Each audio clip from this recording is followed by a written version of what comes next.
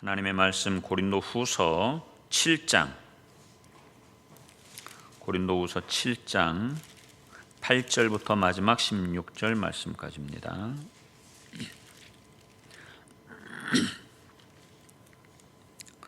한 절씩 교독하겠습니다. 그러므로 내가 편지로 너희를 근심하게 한 것을 후회하였으나 지금은 후회하지 아니함은 그 편지가 너희로 잠시만 근심하게 한 줄을 알미라.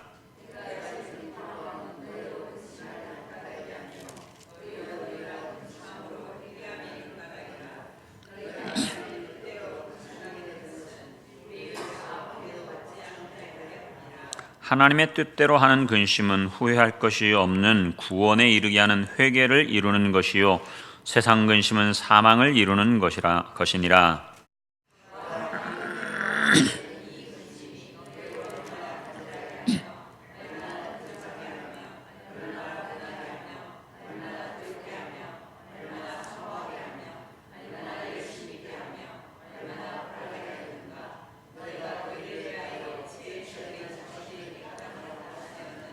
그런즉 내가 너희에게 쓴 것은 그 불의를 행한 자를 위한 것도 아니요 그 불의를 당한 자를 위한 것도 아니요 오직 우리를 위한 너희의 간절함이 하나님 앞에서 너희에게 나타나게 하려 함이로라.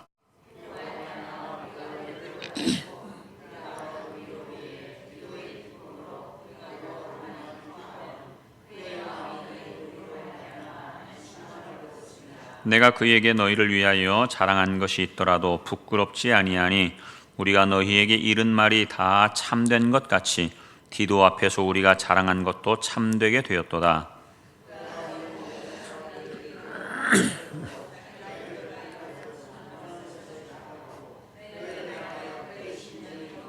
함께요. 내가 범사에 너희를 신뢰하게 둔 것을 기뻐하노라. 아멘. 지금 사도 바울은 이 고린도 교회에 전에 편지를 썼었는데 그 편지를 쓴 것이 어떤 편지인가 하면 일명 근심의 편지라고 하는 거예요. 근심의 편지.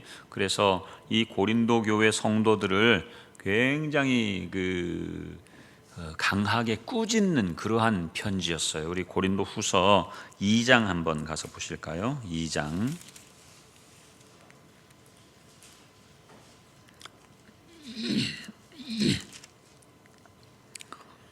2장 4절 말씀 시작.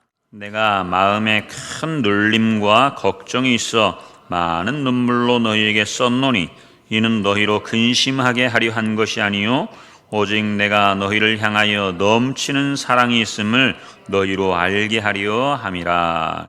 이 눌림과 걱정이 있어서 많은 눈물로 쓴 편지, 그것을 근심의 편지 또는 눈물의 편지라고 그렇게 이제 별명을 붙이는데요. 이 편지를 쓰고 나서 바울의 마음이 어떠한가 하면 안절부절이에요. 안절부절.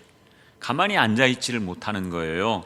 왜인가 하면 자기는 방금 우리가 읽었던 것처럼 정말 그들을 사랑하는 마음으로 썼는데 너무나 강하게, 너무나 강한 어조로 이 편지를 쓰다 보니까 혹여 고린도 교회 성도들이 이 편지를 읽고 낙심하고 절망하지는 않을까라고 하는 그 우려 때문에, 그 근심 때문에 밤에 잠도 잘 수 없고, 그거는 뭐 제 생각이고요. 아무튼 밤에 잠도 제대로 안 오고 그러는 거예요. 안절부절하는 거예요. 그래서 디도를 그 고린도 교회에 파송을 해요. 그래서 가가지고 이 고린도 교회 성도들이 지금 상태가 어떠한지 한번 알아봐라. 그래서 그들이 정말 낙심하고 절망했다고 하면 그들을 위로해주고, 내가 그러한 의도로 편지를 쓴 게 아니다라고 하는 거 한 번 더 짚어주고 그렇게 오라고 그랬어요. 그래서 이제 디도를 보내고 어디서 만나자라고 약속을 했어요. 만나는 장소가 드로아라고 하는 장소예요. 드로아. 이 드로아라고 하는 장소는 소아시아, 지금의 터키 지역과 유럽을 잇는 그 관문이에요. 유럽으로 올라가는 관문에 이 드로아가 있어요. 그래서 이제 이 바울은 드로아로 가지요.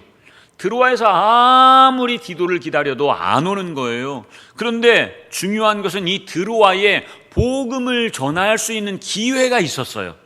그런데도 바울의 마음이 온통 고린도 교회에 그냥 막 묶여 있고, 그들을 향한 그 염려와 근심 때문에 이 복음을 전할 수가 없는 거예요.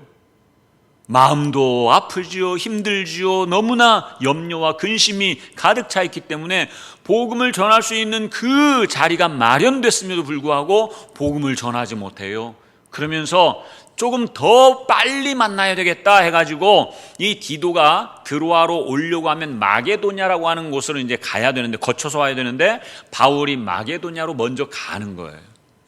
마게도냐로 갔는데 며칠 있다가 디도가 옵니다.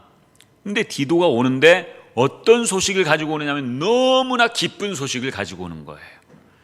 그 기쁜 소식이 무엇인가 하면 바울의 편지를 통해서 이 고린도 교회 성도들이 스스로 회개를 하고, 그리고 바울을 너무나 지금 보고 싶어 한다는 거예요.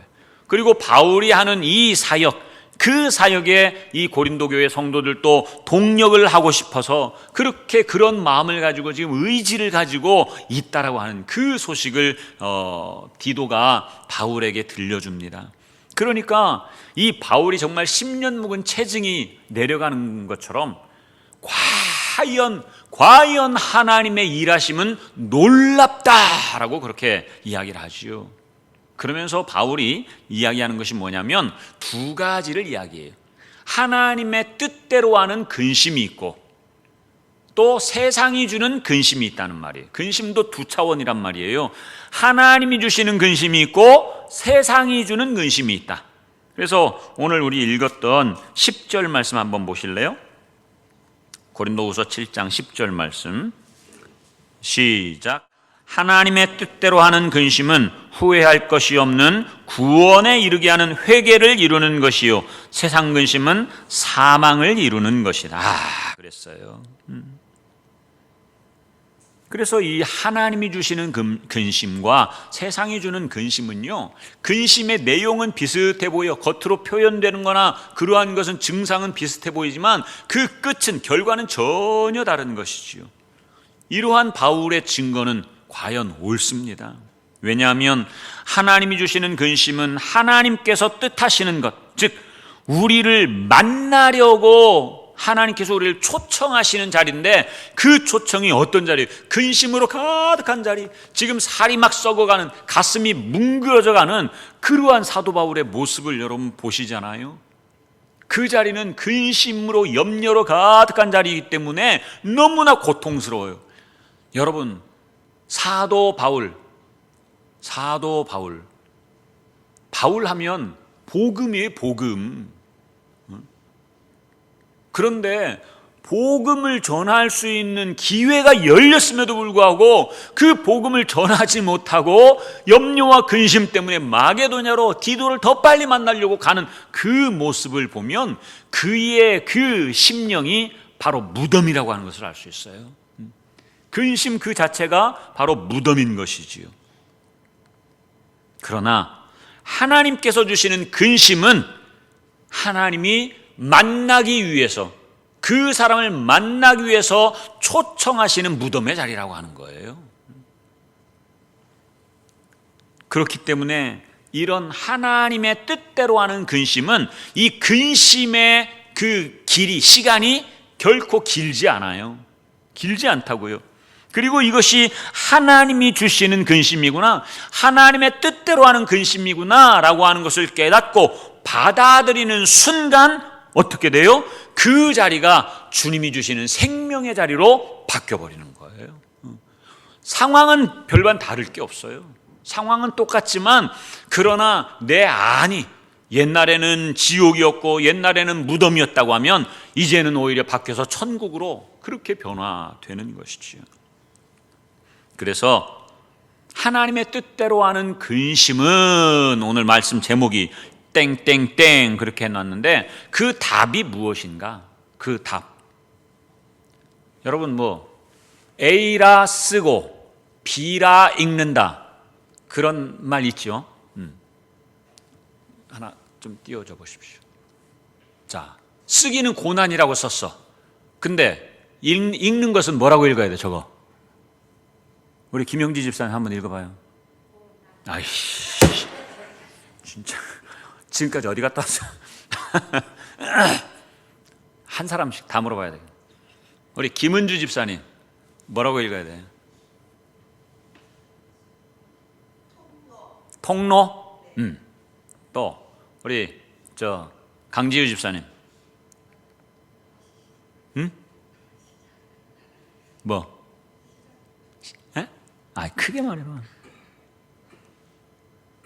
고난이라고 썼지만 뭐라고 읽어요? 시작? 어떤 의미인지는 잘 모르겠습니다. 우리 정하은 권사님은 뭐라고 읽을 것 같아요? 축복. 뭐 다양하게 나오겠죠. 다양하게 나올 수 있어요. 뭐 이건 정답은 없어요. 근데 저는 고난이라 쓰고 뭐라고 읽는가 그 다음 한번 열어줘 보실래요? 고난이라 썼지만 그게 진정한 의미는 은혜라고 하는 거예요. 유은성 씨라고 하는 복음성가 가수가 있는데 그분이 오해라고 하는 이 찬송을 불러요. 근데 오해라고 하는 그 찬송의 가사 한번 좀 보시면 우리 같이 한번 좀 읽어보면 좋을 것 같아요. 자, 같이 한번 읽어보십시다. 시작. 하나님이 나를 너무 사랑하심으로 나의 모난 부분을 깎으실 때 나는 그것을 고난이라 부르지만 그는 그것을 사랑이라 부르지요. 하나님이 나를 너무 사랑하심으로 나를 좁은 길로 인도하실 때 나는 그것을 연단이라 부르지만 그는 그것을 은혜라고 부르지요. 사탄이 나를 하나님과 떨어지게 하기 위해 내게 물질의 부와 즐거움을 주었을 때 하나님은 그것을 시험이라 부르시지만 나는 그것을 축복이라 부르지요. 세상의 기준과 세상의 시선으로 하나님의 일들을 바라보기에 하나님의 뜻을 알지 못한 채로 그렇게 그의 뜻과 계획을 오해하며 살았습니다.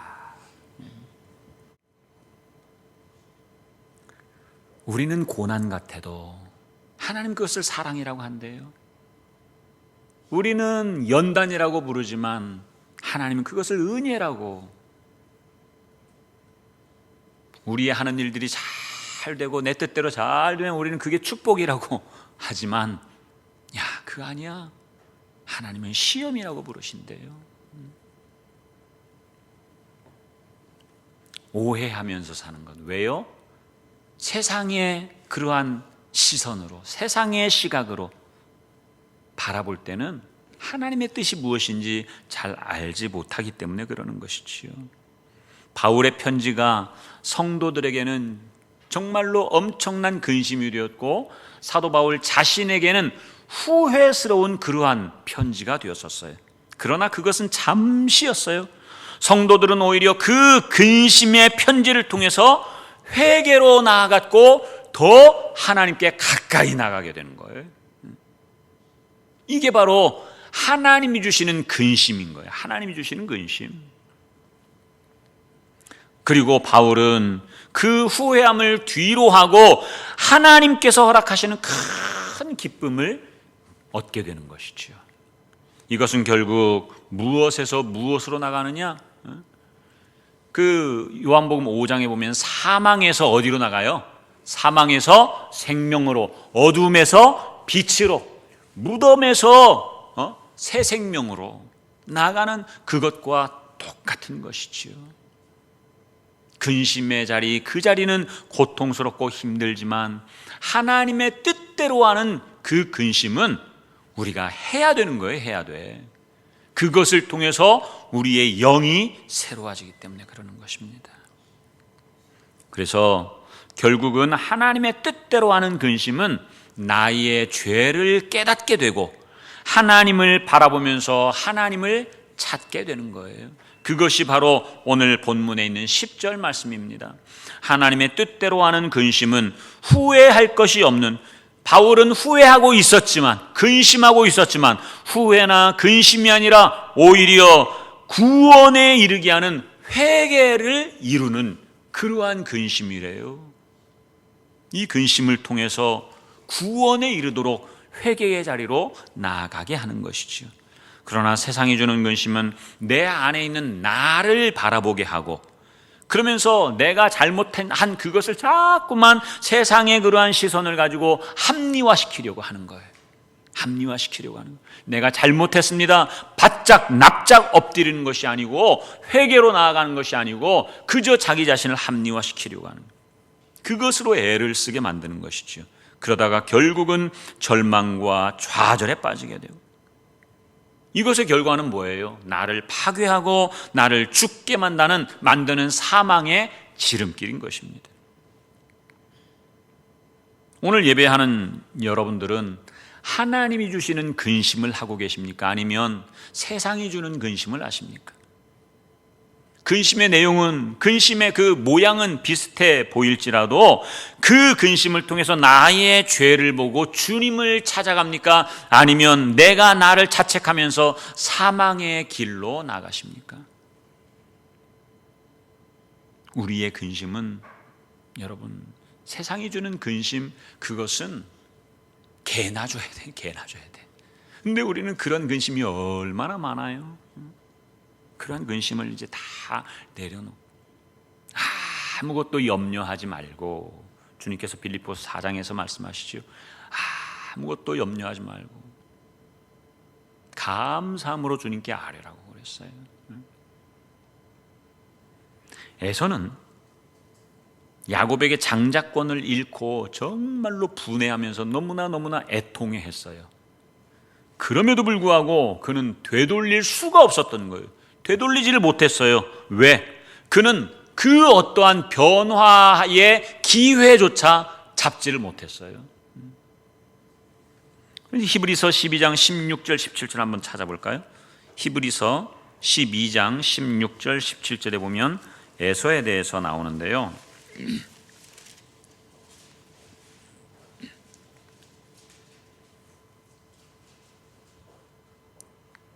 시작.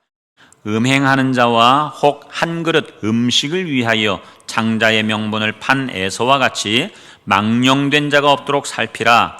너희가 아는 바와 같이 그가 그 후에 축복을 이어받으려고 눈물을 흘리며 구하되 버린 바가 되어 회개할 기회를 얻지 못하였느니라. 아버지 앞에서 눈물을 흘리면서 나에게 그래도 조금이라도 주실 축복이 남아있지 않습니까? 라고 그렇게 애걸복걸했지만 회개할 기회조차 얻지 못했다고 그랬어요. 그는 하나님 앞에서 이미 버린 카드였습니다. 버린 카드. 사울왕도 마찬가지였죠. 사울왕도 정말로 처음에 왕이 될 때는 너무나 겸손했어요. 키는 그냥 장대만하게 그렇게 큰데 너무나 겸손했어요. 그래서 왕으로 인선이 되었음에도 불구하고 그 앞에 나오지도 못하고 저기 뒤에 어디에 숨어 있는 거잖아요. 숨어 있어. 그랬던 사울이 왕이 되고 나서 얼마나 교만해지는지.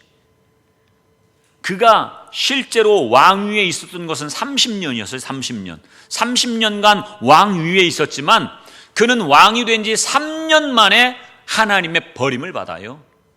그리고 기름을 누구에게 부어줘요? 다윗에게 부어주는 거예요. 눈으로 볼 때의 현상적인 왕은 사울이지만, 그러나 하나님은 이미 사울을 3년 만에 버려버립니다. 버린 카드로. 그리고 기름 부은 그 다윗을 이제 왕으로 세우기 위해서 준비해 나가시는 것이죠. 사울은 그걸 알고 있어요. 그러니까 이 다윗이 청년의 때에 계속해서 다윗을 죽이려고 쫓아다니잖아요. 이 사울 왕이 하나님의 버린 카드가 된 이후에 한 일의 대부분이 다윗을 쫓아다닙니다. 다윗 죽이려고. 버린 카드예요. 에서도 마찬가지예요. 회개의 기회조차 얻지 못하고 근심은 하지만 하나님이 주시는 그러한 근심이 아니기 때문에 회개로 나가지 못해요. 자신의 처지만 바라보는 그러한 근심인 것이죠.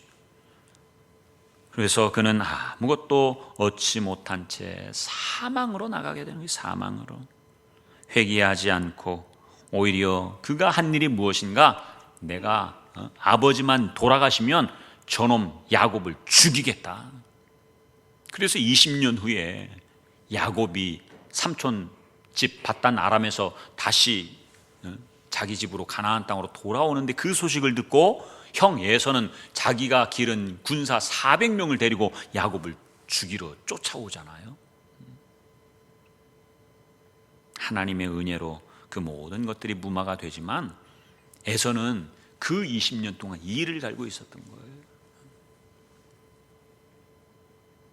에서가 가지고 있었던 그 마음은 결코 하나님이 주시는 마음, 하나님이 주신 근심이 아니었다라고 하는 것입니다. 그런데 우리아의 아내 밧세바를 범했던 다윗을 한번 보십시오. 다윗은 나단 선지자를 통해서 다윗을 향해 뭐라고 해요? 당신이 바로 그 사람입니다 라고 하는 거예요. 이게 무슨 말인지 알지요? 어린 암양 새끼 한 마리 키우는 그 집이 있고 정말로 큰 부자, 양을 그냥 막 엄청나게 키우는 부자가 있는데 부잣집에 손님이 와서 이 손님을 대접하려는데 그 양 한 마리 잡는 게 아까운 거야. 그러니까 이 암양 새끼 한 마리 키우는 그 집의 암양 새끼를 뺏어다가 손님을 대접하는 거예요. 그러니까 다윗이 그 이야기를 듣고 그 나쁜 놈이 어딨냐고 당장에 그 놈을 다 죽이겠다고. 그런데 나단이 뭐라고 그래요? 당신이 바로 그 사람이라고 하는 거예요. 당신이 바로 그 사람. 다윗은 이 나단 선지자의 그 지적하는 소리를 듣자마자 그 자리에 엎드려 버렸어요. 그 자리에 엎드려 꼬꾸라지는 것이지요. 그리고 자신의 죄를 고백하고 회개의 자리로 나가는 거예요. 그의 죄로 인해서 하나님께서 징계는 하십니다. 벌은 주세요. 밧세바와 사이에 낳은 아들이 있는데 이 아들이 일주일 동안 내 앓다가 결국은 죽고 마는 것이지요. 이 하나님이 주시는 징계예요. 그러나 그 이후에 하나님께서는 그에게 또 한 명의 아들을 주시는데 그 아들이 바로 솔로몬. 솔로몬의 이름의 뜻이 뭐예요? 샬롬, 평화, 평강이라고 하는 말이지요. 하나님께서 그 지어주신 별명이 하나가 있어요. 뭐죠?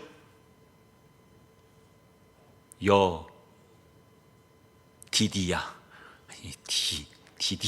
여디디야. 여호와의 사랑을 입은 자라고 하는. 결국은요 다윗의 후계자로 거기에서 먼저 낙점되는 거예요. 이 솔로몬이.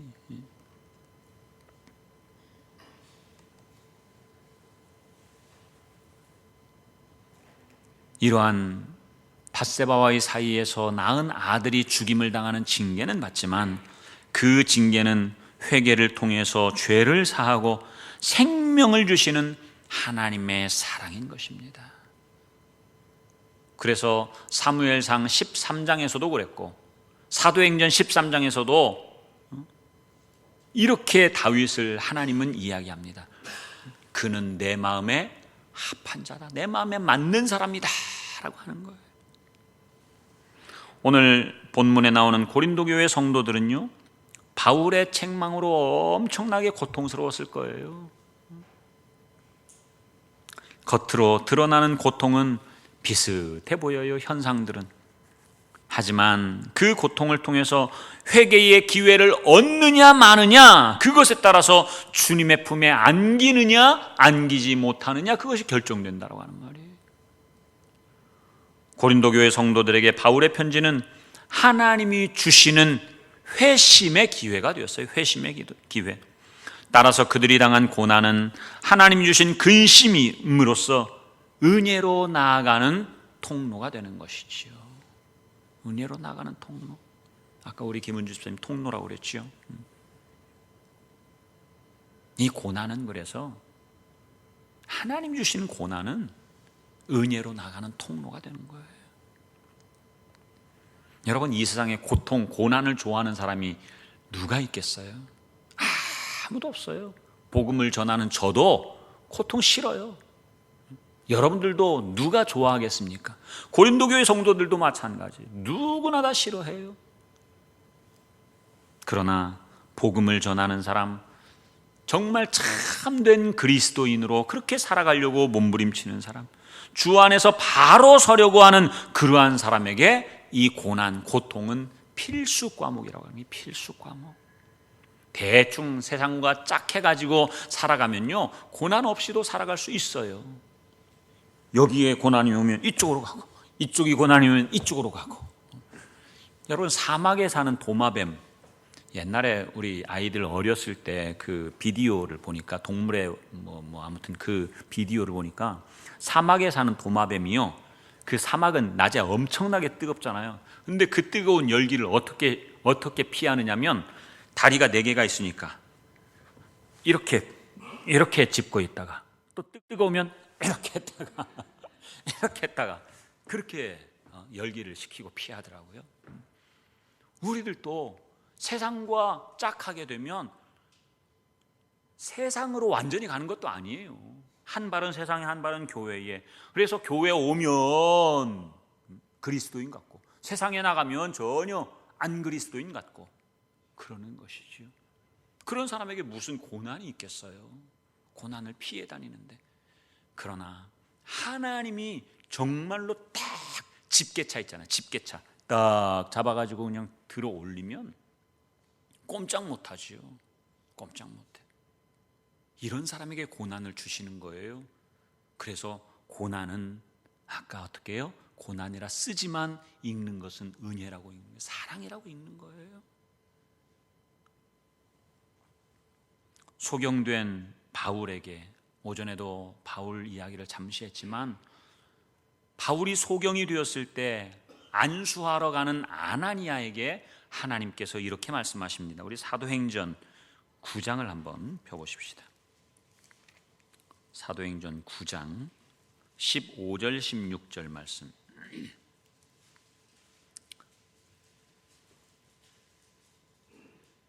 바울이 비늘이 벗겨지기 전에 그 유대 교인으로 살아갈 때는 사실은 그에게 고통이 없었어요. 그는 승승장구했지요. 그런데 이제 비늘이 벗겨지고 그러니까 아나니아를 통해서 그 비늘을 벗게 하려고 할 때에 아나니아에게 뭐라고 말씀하시는가? 15절 16절 시작. 주께서 이르시되 가라. 이 사람은 내 이름을 이방인과 임금들과 이스라엘 자손들에게 전하기 위하여 택한 나의 그릇이라. 그가 내 이름을 위하여 얼마나 고난을 받아야 할 것을 내가 그에게 보이리라. 그러면서 정말 고난에도 바울만큼 많이 받은 사람이 있을까요? 우리 고린도후서 11장에 보면 그가 받았던 고난 쭉 이야기하잖아요.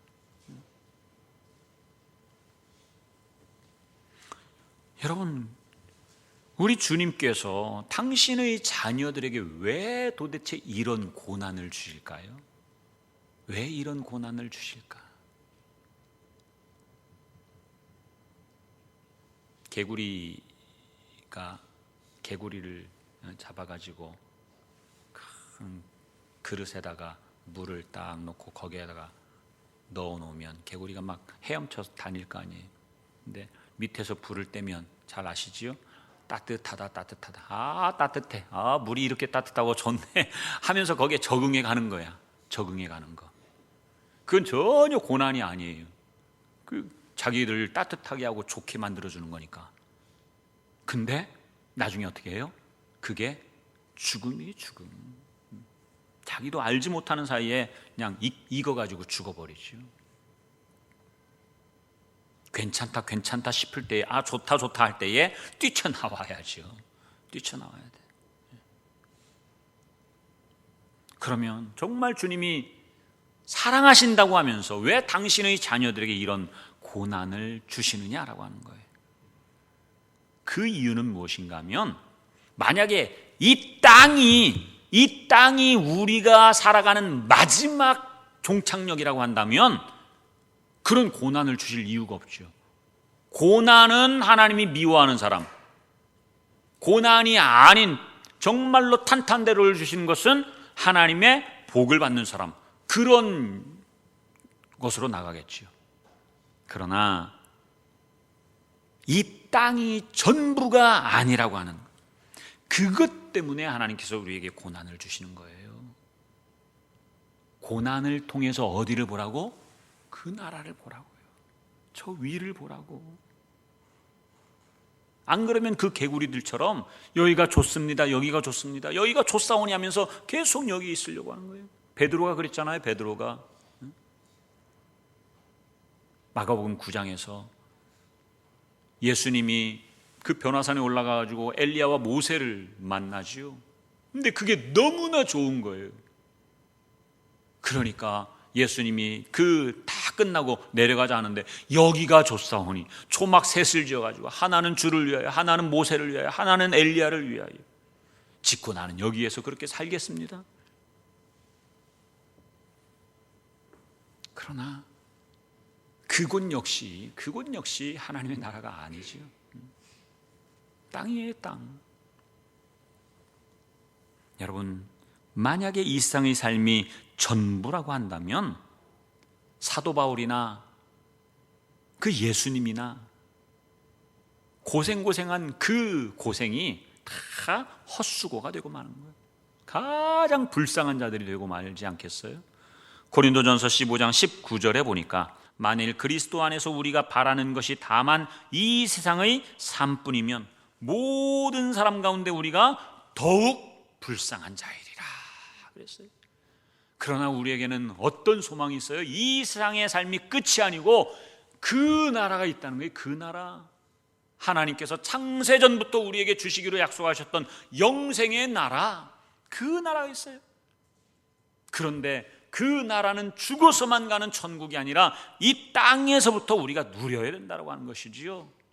고난 속에서 영생을 누리는 거예요. 고난 속에서. 주님이 주시는 나라가 하늘 위에 그 나라가 아니라고 한다면 여러분, 우리가 뭐하러 예수님을 믿어요? 복음을 위해서 뭐하러 투혼하겠어요? 왜 그런 고난을 받아요? 그럴 이유가 하나도 없는 거예요. 주님은 바울에게만 아니라 저와 여러분들에게도 복음을 요즘에 퍼나른다고 하대요.